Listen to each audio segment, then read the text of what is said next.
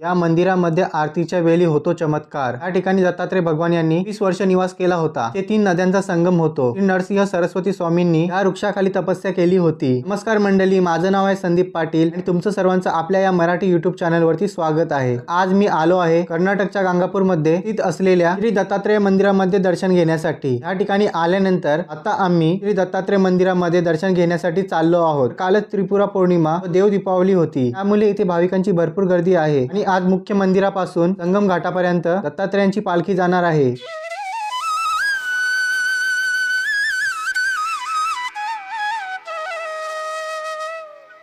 श्री दत्त मंदिर, ज्याला निर्गुण मठ सुद्धा म्हणतात, हे मंदिर श्री नरसिंह सरस्वती स्वामींना समर्पित आहे, ज्यांना दत्तात्रयांचे पुनर्जन्म मानले जाते। त्यांचे जन्म 14व्या शतकात महाराष्ट्रातील लाडकरंजा येथे झाला। त्यांनी त्यांची शेवटची 20 वर्ष गंगापूर मध्ये घालवली। त्यांच्या प्रस्थानाच्या वेळी त्यांनी त्यांच्या भक्तांना आणि गंगापूरच्या लोकांना वचन दिले की मी या गंगापूर क्षेत्रात गुप्तपणे राहीन। मी सकाळी भीमा अमरजा संगम नदीत स्नान करेन, पारी या मठात भेट देईन, या गावात दीक्षा घेईन आणि तुमची पूजा स्वीकारेन। या निर्गुण मठात श्री गुरूंच्या पादुका आहेत आणि ते भस्म स्नान व मधुकरी म्हणजे दीक्षा यांसारखे प्रथा आहेत। आरतीच्या वेळी या मंदिरात चमत्कारिक घटना होते। जे कोणी भूत प्रेत किंवा नेगेटिव्ह एनर्जीने ग्रसित असतात, ती लोक इथे सर्व बाधांपासून मुक्त होण्यासाठी येत असतात आणि व्हिडिओ मध्ये तुम्ही पाहू शकता अशा प्रकारे या खांबावरती लोक चढलेले आहेत।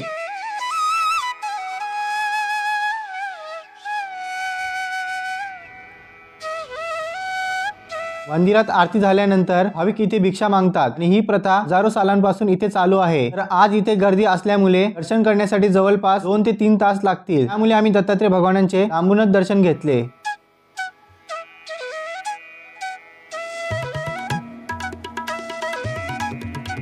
आता आम्ही संगम घाटावरती आलो आहोत आणि हे स्थान मुख्य मंदिरापासून 20 मिनिटाच्या अंतरावर आहे।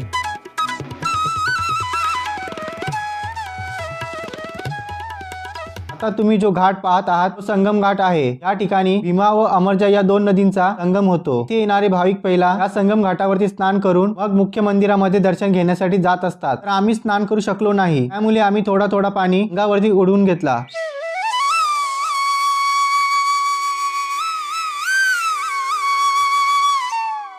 या संगम घाटावरती औदुंब वृक्ष आहे आणि ह्याच औदुंब वृक्षाखाली श्री नरसिंह सरस्वती स्वामींनी तपस्या केली होती।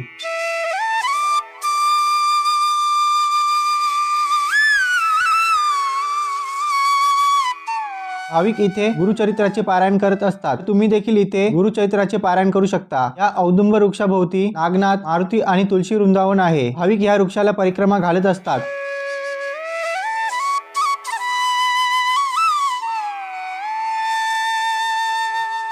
तर औदुंब वृक्षाची परिक्रमा घालून आता आम्ही इथे असलेल्या संगम दत्त मंदिरामध्ये दर्शन घेण्यासाठी चाललो आहोत।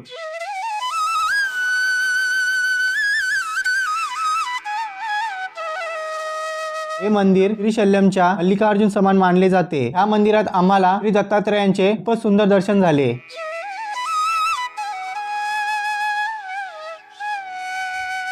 या संगम घाटाजवळच भस्माचा डोंगर आहे। या ठिकाणी भगवान परशुरामांनी तपस्या केली होती। ते मिळणारी भस्म अत्यंत पवित्र मानली जाते, जी भक्तांना विविध त्रास दूर करण्यास मदत करते।